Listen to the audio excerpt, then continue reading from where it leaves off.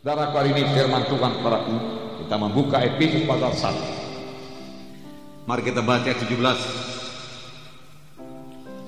sampai habis. Dan meminta kepada Allah Tuhan kita Yesus Kristus, yaitu Bapa yang mulia itu, supaya Ia memberikan kepadamu roh hikmat dan wahyu untuk mengenal Dia dengan benar, dan supaya Ia menjadikan mata hatimu terang, agar kamu mengerti pengharapan apakah yang terkandung dalam panggilannya, betapa kayanya kemuliaan bagian yang ditentukannya bagi orang-orang kudus, dan betapa hebat kuasanya bagi kita yang percaya, sesuai dengan kekuatan kuasanya yang dikerjakannya dalam Kristus, dengan membangkitkan Dia dari antara orang mati dan mendudukkan Dia di sebelah kanannya di sorga, jauh lebih tinggi daripada segala pemerintah dan penguasa dan kekuasaan dan kerajaan dan tiap-tiap nama yang dapat disebut, bukan hanya di dunia ini saja, melainkan juga di dunia yang akan datang. Dan segala sesuatu telah diletakkannya di bawah kaki Kristus, dan Dia telah diberikannya kepada jemaat sebagai kepala dari segala yang ada. Jemaat yang adalah tubuhnya, yaitu kepenuhan Dia yang memenuhi semua dan segala sesuatu. Dari sini kita melihat bahwasanya sebenarnya kita telah disatukan dengan Tuhan Yesus, karena Tuhan Yesus adalah kepala jemaat dan kita adalah anggota tubuhnya. Jadi Tuhan Yesus memegang segala kuasa, saudaraku, di sorga dan di bumi. Amin. Nah, saudara, Paulus berdoa, saudaraku, supaya Tuhan memberikan roh hikmat dan wahyu untuk mengenal Yesus dengan benar. Mengapa, saudara? Saudara, karena seberapa banyak, saudaraku, seberapa dalam pengenalan kita akan Tuhan Yesus, sebegitu juga manfaat yang dapat kita peroleh daripadanya.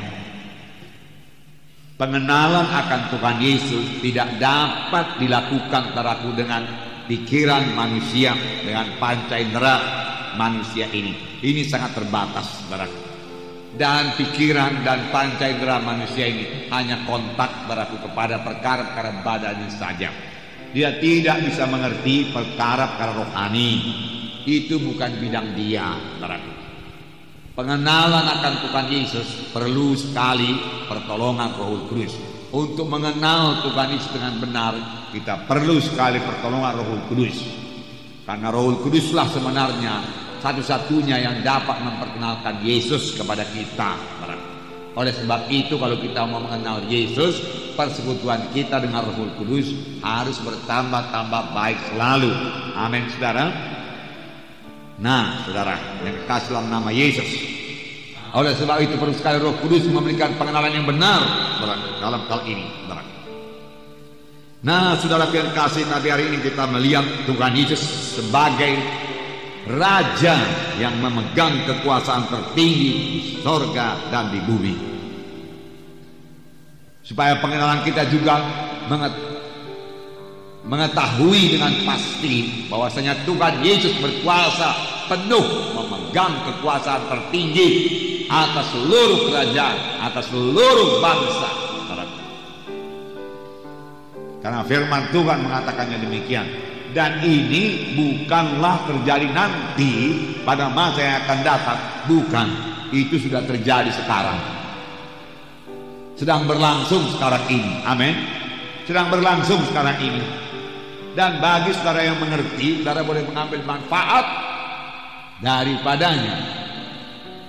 Tadi sudah kita baca bahwasanya dikatakan, dan mendudukkan Yesus di sebelah kanannya di sorga, jauh lebih tinggi daripada segala kekuasaan, dari segala pemerintahan, dari segala penguasa, dari segala nama yang dapat disebut di dunia ini. Tuhan Yesus mengatasi semuanya, dalam mengatasi semuanya. Nah, puji Tuhan. Haleluya. Dalam buku Wahyu, saudaraku, dikatakan Tuhan Yesus itu Raja segala raja, Tuhan segala Tuhan. Amin, saudaraku. Jadi sekarang ini Tuhan Yesus adalah penguasa tertinggi di atas segala penguasa yang lain, pemerintah di atas segala pemerintahan yang ada. Kedudukannya di atas tahta ini sudah dibagikannya bagi semua orang percaya. Saudaraku yang kekasih dalam nama Yesus, saudara, bukan hanya Yesus yang duduk di atas tahta. Saudara juga sudah didudukkan bersama-sama dengan Yesus di atas tahta itu, di sebelah kanan Allah Bapa di sorga. Sekarang maksudnya. Amin. Ya. Secara rohaninya, amin. Secara badaninya masih di sini, amin. Namun peperangan kita adalah peperangan rohani. Haleluya. Dan apa yang terjadi dalam dunia rohani itu yang terjadi dalam dunia badani. Maka sebenarnya siapakah penguasa di atas segala penguasa? Jawabannya dengarkan baik-baik. Jawabannya adalah anak-anak Tuhan, umat Tuhan yang bisa bersekutu intim dengan Tuhan Yesus. Amin. Saudara penguasa, saudara memegang segala kuasa, saudara menjalankan pemerintahan saudara sebagai imam, karena adalah imam-imam yang rajani, saudara. Sudah diangkat Tuhan. Saudara telah berada satu kedudukan yang sangat berkuasa. Efesus pasal 2 mengatakan hal ini, ayat 4. Saya bacakan pada saudara. Tetapi Allah yang kaya dengan rahmat, oleh karena kasihnya yang besar yang dilimpahkannya kepada kita, telah menghidupkan kita bersama-sama dengan Kristus. Amin. Oke.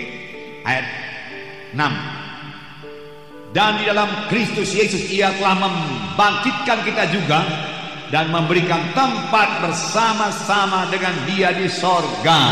Jelas saudara, Tuhan telah membangkitkan kita dalam baptisan, sama sebagaimana Yesus bangkit daripada kematian oleh kemudian Bapa, demikian kamu bangkit dalam satu hidup yang baru. Amin. Hidup yang baru yang bagaimana? Hidup baru yang memberikan tempat kepada saudara dan saya, tempat kedudukan di sorga bersama-sama dengan Yesus, tempat kedudukan yang berkuasa, yang memegang kendali pemerintahan. Amin.